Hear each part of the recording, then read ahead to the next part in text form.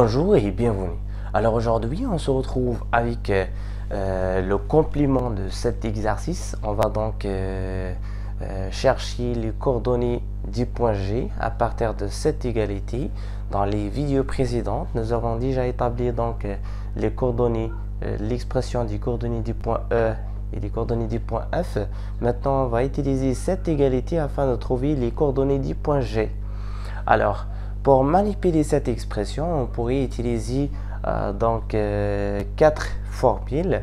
Si on veut utiliser cette égalité comme il est écrit ici, ou bien on pourrait manipuler cette expression en utilisant la relation de Charles de telle sorte à obtenir une égalité comme ces deux égalités. Donc, si je viens de manipuler cette expression afin d'écrire cette égalité sous cette forme, alors nous avons GB moins 5GA est égal à un vecteur nil. Si je viens d'inverser donc la fin avec l'origine de ce vecteur, j'obtiens donc plus 5AG.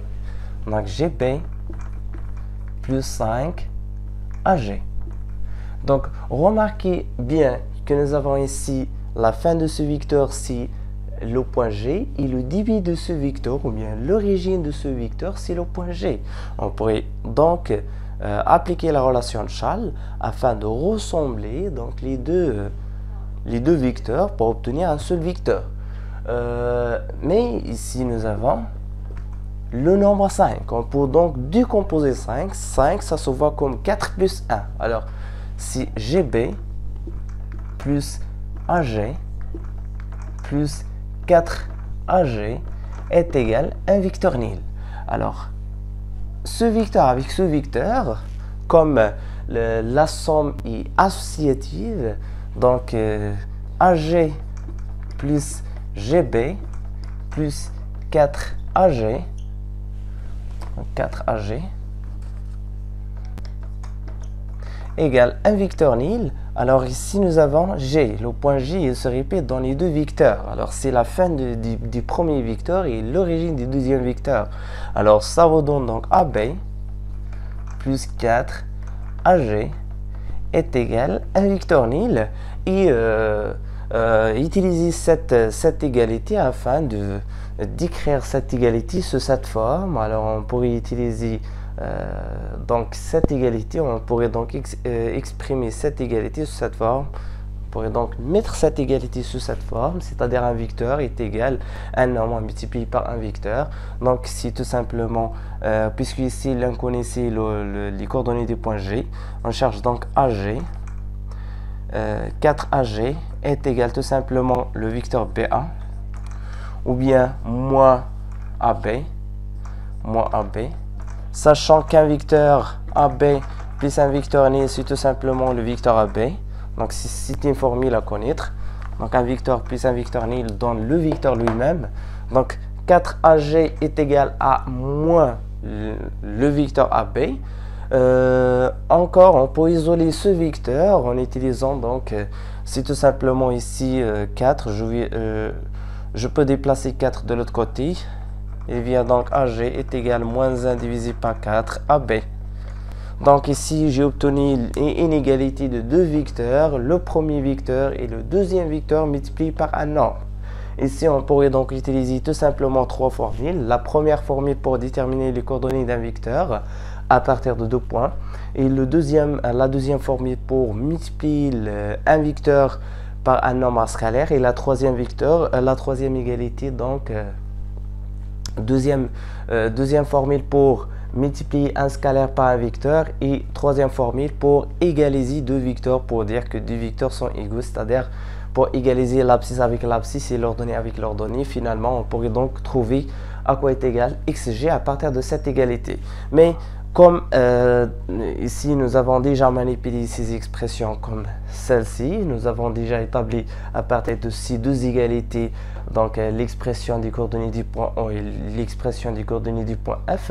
Maintenant, je vais utiliser cette expression comme il est écrit ici afin de trouver les coordonnées du point G. Alors, pour manipuler cette expression, donc, en plus des trois formules qu'on a utilisées donc, pour trouver les coordonnées du point O et du point F, dans les vidéos précédentes, nous avons donc utilisé une quatrième formule, c'est la formule pour additionner deux vecteurs, soit deux vecteurs EF d'abscisse A d'ordonnée B et GH d'abscisse C d'ordonnée D. Donc, si je viens d'ajouter les deux vecteurs EF plus GH, elle donne un vecteur. Alors la somme de deux vecteurs donne un vecteur. Alors si elle donne un vecteur, on doit déterminer, on doit savoir donc les coordonnées de ce vecteur. C'est-à-dire on doit déterminer l'abscisse et l'ordonnée de ce vecteur. Alors l'abscisse du nouveau vecteur, du nouveau vecteur, donc c'est A plus C. J'ajoute donc l'abscisse avec l'abscisse et l'ordonnée avec l'ordonnée. Donc A plus C. B plus D. Alors ici nous avons l'addition de deux vecteurs, mais l'addition d'un vecteur avec un autre vecteur obtenu en multipliant un vecteur par un nombre. Donc si je multiplie un vecteur par un nombre, j'obtiens un vecteur. Si j'additionne deux vecteurs, j'obtiens un vecteur. Alors ici, c'est tout simplement l'addition de deux vecteurs. Je vais écrire donc cette formule d'une autre manière. Donc, soit nous avons cette expression, vous pouvez voir cette expression comme ça. Donc, si GB plus moins 5 multiplié par G1 est égal à un vecteur nil. Alors ici, nous avons l'addition de deux vecteurs. C'est tout simplement un vecteur. Si je multiplie un vecteur par un nombre, j'obtiens tout simplement un vecteur. Alors ici, nous avons l'addition de deux vecteurs égale un vecteur nil. Et sachant que le vecteur nil, c'est un vecteur dont l'abscisse et l'ordonnée vaut 0. Donc, je vais utiliser cette expression comme il est écrit ici. Et je viens de vous montrer donc de trouver les coordonnées du point G, XG, YG à partir de cette égalité. Alors, premièrement, je vais calculer donc en utilisant la définition du vecteur, des coordonnées d'un vecteur à partir de deux points. Donc GB, c'est tout simplement XB moins XG, point virgule, YB moins YG. Donc je vais remplacer XB et YB par ces valeurs à condition de laisser XG et YG, ce sont des inconnus. Donc je vais laisser donc les coordonnées noter XG, YG afin de déterminer à quoi est égal. C'est l'objectif de cet exercice, déterminer XG, YG. Donc GB, c'est tout simplement XB à quoi est égal XB, c'est le premier nombre ici, c'est 1. Moins XG, point virgule, moins 4, moins YG. Alors voilà le premier vecteur. J'ai déterminé les coordonnées du premier vecteur. Maintenant on passe à la détermination des coordonnées du deuxième vecteur, c'est le vecteur GA. Premièrement, je détermine les coordonnées du vecteur, l'abscisse et l'ordonnée de ce vecteur. Donc c'est XA moins XG, point virgule, YA moins YG. Donc d'après l'énoncé, nous avons XA, c'est GA, XA c'est moins 3, moins XG, et YA c'est tout simplement moins 2, moins YG. Donc je vais multiplier ce vecteur par un nombre en utilisant cette égalité ou bien cette formule. Donc je vais utiliser cette formule afin de multiplier le vecteur GA par le nombre réel, moins 5. Donc moins 5 multiplié par ce vecteur donne tout simplement, je vais multiplier l'abscisse par ce nombre. Donc c'est GA moins 5 multiplié par ce nombre, moins 3. Je préfère d'utiliser les accolades à l'intérieur des parenthèses. Donc les parenthèses, ce sont pour les vecteurs. Pour ne pas confondre les parenthèses avec les accolades. Donc c'est XG. Je préfère d'utiliser ici les accolades ou bien les accrochés. Donc c'est tout simplement, il faut employer les parenthèses afin de manipuler l'expression, afin de développer moins 5 sur cette somme ou bien cette différence. Donc c'est tout simplement ici moins 2 moins YG. Donc je vais multiplier comme d'après cette formule, il faut multiplier l'abscisse et l'ordonnée par le nombre. Donc c'est moins 5 multiplié par et moins 5 multiplié par. Donc je vais développer cette expression afin d'obtenir finalement les coordonnées de ce vecteur. Donc c'est moins 5 GA. Moins 5 multiplié par moins 3, c'est moins fois moins, c'est plus. 5 fois 3, c'est 15. Donc c'est 15. Moins fois moins, c'est plus. Et 5 multiplié par xg, c'est 5xg. Point virgule. Moins 5 multiplié par moins 2, c'est 10. Et moins 5 multiplié par moins yg, c'est plus 5 yg. Voilà, maintenant les coordonnées du deuxième vecteur. J'ajoute les deux vecteurs, j'obtiens un vecteur. Et d'après cette égalité, je vais égaliser l'abscisse avec l'abscisse et l'ordonnée avec l'ordonnée de ce vecteur. Donc j'écris maintenant la somme de deux vecteurs GB moins 5 GA. C'est tout simplement 1 moins xg plus 15 plus 5 xg. C'est 1 moins xg plus 15 plus 5 xg point virgule. Moins 4 moins yg. Moins 4 moins yg plus 10 plus 5. Plus 10 plus 5 yg. Voilà. Maintenant, j'efface cette partie afin de manipuler cette expression. Donc, j'écris l'égalité à utiliser. Donc, si GB moins 5 GA est égal le vecteur nil. Voilà maintenant les coordonnées des vecteurs GB moins 5 GA. Je vais maintenant égaliser cette expression avec le vecteur nil, dire que ce vecteur égale un vecteur nil, c'est-à-dire égale un vecteur dont l'abscisse et l'ordonnée vaut 0. Rappelez bien qu'un vecteur nil, c'est un vecteur dont l'abscisse vaut 0 et l'ordonnée vaut 0.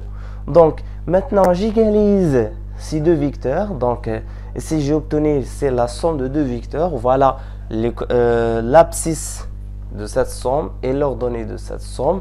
Je vais égaliser cette expression avec le nombre 0 et cette expression avec le nombre 0.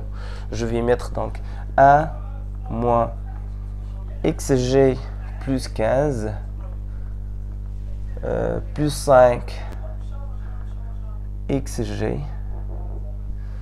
est égal 0. Donc ici c'est 0, ce n'est pas un vecteur nil, c'est l'abscisse de ce vecteur. Voilà, ici c'est moins 4 moins yg plus 10 plus 5 yg est égal 0.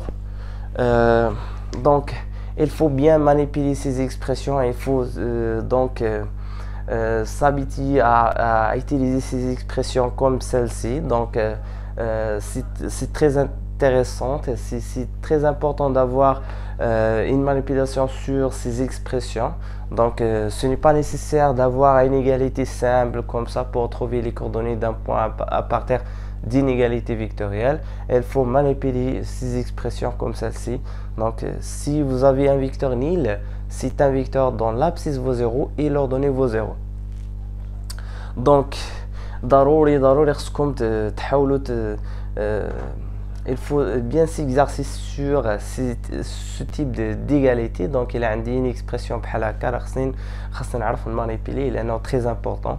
وفي المستويات المتقدمه ان شاء الله غادي نحتاجوا هاد les expressions. Il faut bien s'adapter à ces expressions comme celle-ci. Donc si vous avez une égalité vectorielle comme celle-ci, il faut donc il faut mieux connaître ce qu'il faut faire afin de déterminer les coordonnées d'un vecteur. Alors l'abscisse ici, donc l'inconnu ici c'est xg et l'inconnu ici c'est yg. Donc c'est tout simplement une équation facile à résoudre. Rappelez bien ici nous avons une équation, donc il faut additionner les termes qui ont même degré, c'est-à-dire l'abscisse, alors ici l'inconnu c'est xg et les nombres ce sont 1 et 15. Alors j'ajoute les nombres entre eux et les inconnus entre eux afin d'obtenir une équation simple à résoudre. Voilà, c'est 16 5 moins 1. Rappelez bien que si nous avons une expression xg plus 5 xg, c'est tout simplement, il faut tout simplement additionner les nombres ou bien les coefficients de chaque x. Alors le coefficient de x c'est le nombre que l'on multiplie par x ici. Alors si le nombre est multiplié par x ici c'est moins 1.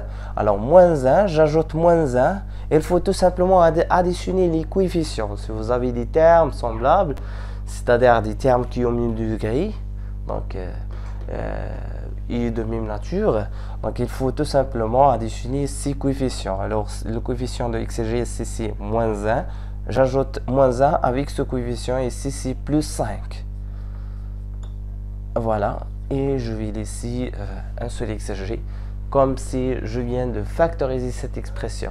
Moins 1 plus 5, le signe dépliant en nombre et j'effectue la différence. Donc, je retranche 1, 2, 5. C'est tout simplement 4 xg. Voilà, c'est plus 4 xg est égal 0. Alors ici, il faut additionner les nombres entre eux. Moins 4 plus 10, encore moins 4 plus 10, c'est tout simplement le signe du plus grand nombre. Donc, le signe du plus grand nombre, c'est plus. Donc plus, et j'effectue la différence. 10 moins 4, c'est 6. C'est tout simplement 6. Donc voilà, c'est 6. Et il faut donc additionner les coefficients entre eux. Alors ici, nous avons moins yg plus 5.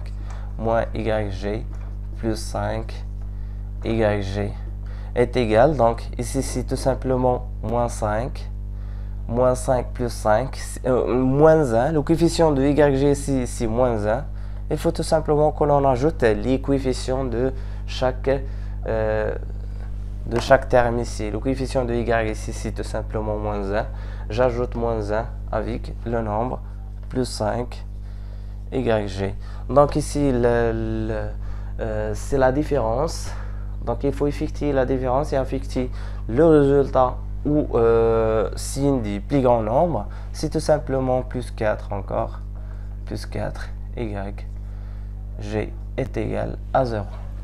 Donc c'est une équation facile à résoudre. Donc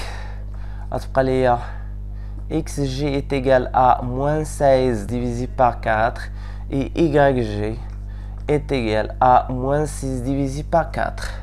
Voilà, il faut tout simplement déplacer le nombre de l'autre côté. Donc toujours faire une équation. Pour résoudre une équation, il faut tout simplement isoler l'inconnu à gauche et les nombres à droite. Alors les termes qui contiennent l'inconnu toujours à gauche. Voilà, à gauche par rapport au symbole d'égalité, c'est les termes qui contiennent l'inconnu ici c'est 4xg, donc voilà, et ici c'est 4yg. Donc les autres termes ce sont des nombres. Si je déplace 16 de l'autre côté, il va devenir précédé par un signe moins, parce qu'ici il est précédé par un signe plus, ici encore il est précédé par un signe plus, il va devenir précédé par un signe moins. Et par la suite, comme ici nous avons un coefficient, si nous avons un coefficient de x est égal b, donc il faut tout simplement effectuer la division b divisé par a. C'est tout simplement x est égal b divisé par a. Voilà ce que j'ai utilisé ici. Donc encore, j'effectue donc ce calcul afin de trouver, donc c'est 16 divisé par 4, c'est moins 4. Et moins 16 divisé par 4, ici c'est tout simplement, voilà, c'est tout simplement, il faut simplifier. Donc 6 c'est 3 multiplié par 2 et 4 c'est 2 multiplié par 2. Je simplifie avec 2, j'obtiens moins 3 divisé par 2. Voilà, maintenant j'ai obtenu les coordonnées du point G. Et il faut tout simplement écrire les coordonnées du point G.